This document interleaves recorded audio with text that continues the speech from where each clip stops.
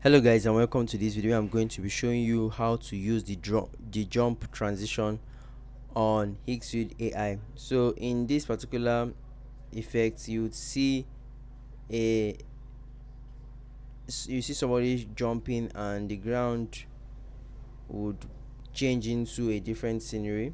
So you can see this one here.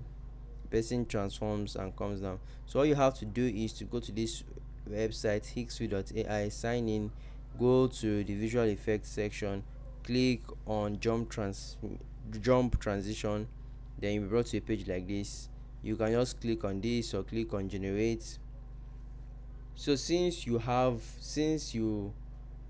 it's a transition, you need to upload two pictures, and this is because you need one picture for the first one and the second one will be how the picture turns into that. So um, it's a transition, so you actually need two pictures, so you have to give yourself upload the pictures of how you want the transition to look like. So this is the prompt area.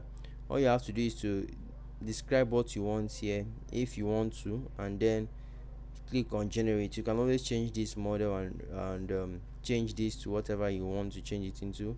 So after that, just click on generate. After a few minutes, your video will be ready for you in this area, and you can click on download to get your video to your system.